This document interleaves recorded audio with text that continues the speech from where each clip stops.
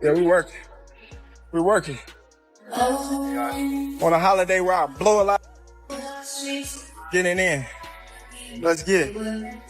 Honor the greats, do what we gotta do. Let's get it, baby. September 13th. Here we come. That Crawford is going to fight Canelo, because even if I have some doubts and misgivings about the size matchup, it is two action fighters who like to fight aggressively at times, not all the times, going against each other, and we'll see who can open the other person's tuna can, so to speak. That Crawford is going to fight Canelo, because even if I have some doubts and misgivings about the size matchup, it is two action fighters. Oh, I'm feeling great. I've been working out. Actually, I just got done running before we, head into the press conference. So everything is going according to plan, and I'm looking forward to becoming a 3-time undisputed champion come September 13th. The boxing world is buzzing with serious warnings for Canelo Alvarez. Terence Crawford isn't just another contender, he's a stylistic nightmare waiting to unfold. He here street clothes. He said he bigger. Bigger don't mean stronger. Easy work. Come on, get it. Yeah, get it. Get it. Yeah, get it. Yeah, get it. Yeah, get it. Get it. Go. Yeah, move out the way. Yeah, move out the way. Yeah, move out the way. Yeah, move out the way. Yeah, yeah. What you got? Yeah, what you got? Yeah, what you got?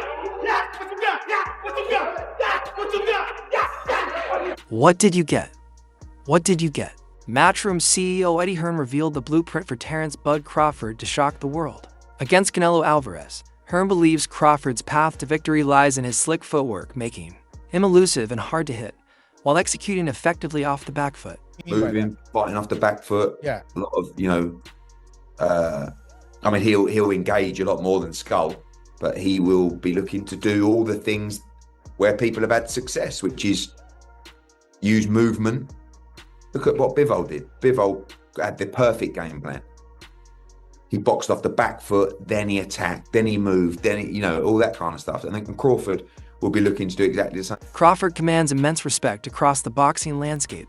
His calculated approach and surgical precision in the ring have made him a standout. As a deadly counterpuncher and one of the sport's smartest tacticians, Crawford consistently outhinks and outmaneuvers his opponents, his signature style. Move out the way. Yeah, move out the way. Yeah, move out the way.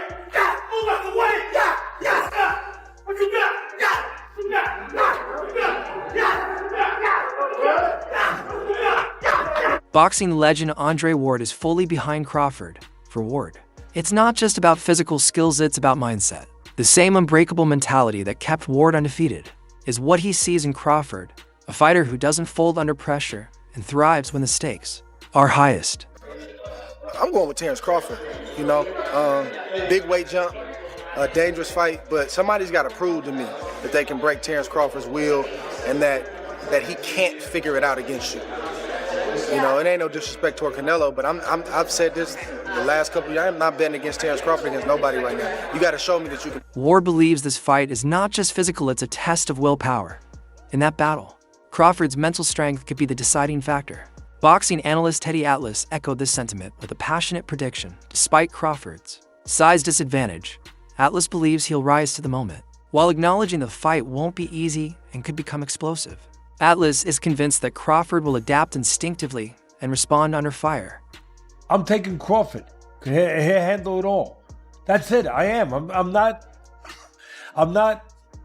in any way trying to shortcome the tremendous fighter named Canelo. I like Canelo a lot, but I like Crawford. For Atlas, Crawford isn't just prepared, he's made for moments like this. As fight night draws closer, he expects a composed, elite-level performance. Crawford's trainer, Bernie Davis, emphasized that Terence has never lacked courage inside the ring. He doesn't retreat under pressure. Davis's message was clear. Crawford is mentally built for this, and they're bringing an aggressive, confident game plan. Crawford got guts. He got a fighting spirit. So when you see Crawford, he gonna go in there and get busy with Canelo. Don't you even doubt that. You understand? You ain't never seen Crawford stay on the back foot in no fight in his life. You understand? He the type of guy to go get you. So expect him to go get him. We gonna do everything we can to him. We gonna do whatever we got to do. But one thing you can expect is Crawford is gonna step to him. Cause you can't beat Canelo going on the back foot forever. You got to go get him. You got to do something. And he better know Crawford is Facing a powerhouse like Canelo Alvarez, Davis insists that a fearless mindset is essential, and Crawford is exactly that. Though both fighters exchanged respectful words, during their Las Vegas encounter, the tension was unmistakable beneath the politeness. One thing stood out: both men are locked in, driven by legacy, pride, and the desire to go down as the best of their era.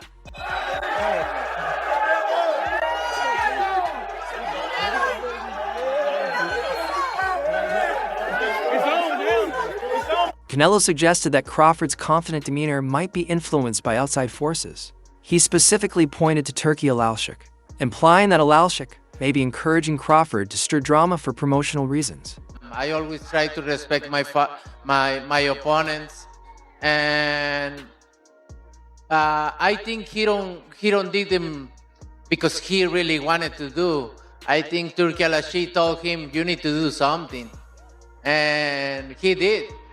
He did, and now before I respect his word, because he say, "Oh, I'm not gonna let somebody to tell me what I need to do," and he did. So, but you know me. I respect everybody, but if you with me, so it's gonna be different. Canelo speculated that this could explain Crawford's unusually vocal and assertive tone. He also criticized Crawford's body language at the Riyadh press conference, suggesting that it didn't reflect genuine confidence. In Canelo's view, Crawford's bravado felt forced, perhaps hiding deeper doubts about the uphill challenge he faces. You know me. No, I'm not fake. I don't like to do that kind of stuff. I always respect my opponents, but they fuck with me, so it's different, you know. What I think is Turki Alalshik told him, "Hey, you need to do something. You see so nervous in Riyadh in the press conference, right?" Daniel Jacobs expressed strong belief in Crawford's ability to defeat Canelo Alvarez, even though Canelo is Jacobs' favorite fighter of all time. He acknowledged that when two elite fighters face off, anything can happen. That unpredictability is what makes a matchup at this level so compelling.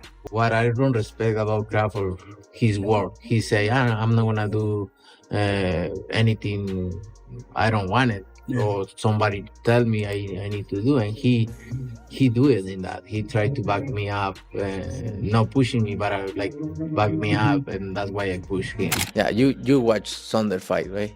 Which one? The Saunders. Oh, he pissed me off. He pissed me off. Yeah. So it's gonna be almost the same. It's gonna be bad. Yeah, very bad. Still, Jacobs didn't ignore the physical dynamics. He voiced concerns about the size difference, noting that while skill matters, power and weight can shift everything. Quoting Mike Tyson, he said, "Everyone has a plan until they get hit. The real test will come when Crawford feels Canelo's power in the ring." Well, I would say Crawford wins the fight based off of the skill set. That's the first and foremost. I think the biggest worry for me when it comes to that is just the size difference. Jacobs continued to praise Crawford's chances.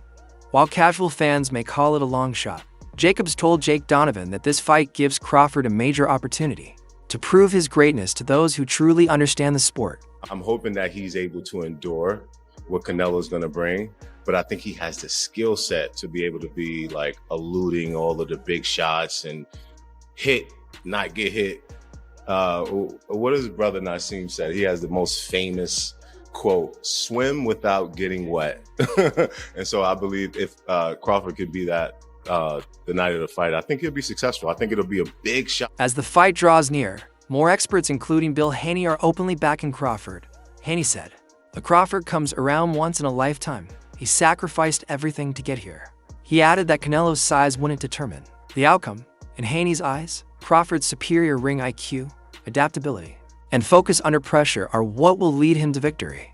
But not to the ones that know, right? Canelo is the man, like take nothing away from it, right? But I mean, if you really look at skill set, not putting in the factors of weight and power, I think we kind of got to lead with Crawford, being that he's so diverse. The dynamic of what he brings to the table is very versatile. Even boxing icon Manny Pacquiao recognized the scale of Crawford's challenge. He stressed that Crawford must be prepared mentally and physically to face a seasoned, well-rounded opponent like Canelo. Pacquiao underlined the importance of a focused camp to sharpen both body and mind in order to overcome the threats Canelo brings. You got to pick a side. I'm going with Crawford. I'm here to support Crawford. He done signed up to do what everybody thought that he wasn't trying to be, a generational talent, another fighter on the Mount Rushmore of boxing. I mean, you already have something exciting in Terence Crawford that's already stepping up into that squared circle where I believe there's nowhere to run or nowhere to hide. I don't care if it's 20 feet, 19 feet or 18 feet. There's nowhere to hide when you got the skills to pay the bills. Crawford is going to put the stamp on it. Devin introduced you to it. It's the era of the boxer and not the puncher. Or let's say boxer-puncher. More recently, Uriel Miller weighed in on Crawford's jump to super middleweight. He admitted he was initially surprised by how easily Crawford adjusted to the higher weight. At first, Miller expected Crawford to look bulkier than Canelo. But after seeing his conditioning, he changed his view and no longer sees size as a disadvantage. Ask you just because it's a big fight. I just want to get your opinion, man. You've been around a long time. The Canelo versus Crawford fight. I know Terence Crawford was a guy that a lot of people wanted to see you fight. What do you think about him moving 2 weight classes to challenge Canelo at 168 pounds? That's not easy for Crawford. I mean, it's Canelo has the big advantage, but Crawford needs to manage well his body, his speed, and his power, because he's moving up to another level of weight. I asked this because you did it with Margarito. You went to 54, and people were like, "Oh my God, this guy's so big, Margarito!" But your speed made the difference in that fight. Well, what advice would you give a smaller guy like Crawford to fight someone like Canelo, who's a lot bigger and stronger, having lived through it?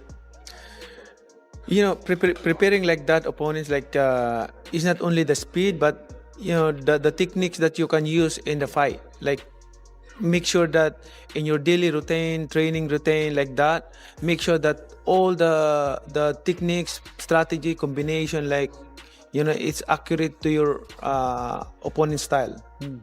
You know what I'm talking about? Miller also noted that Crawford has always excelled at managing his weight, whether moving up or cutting down.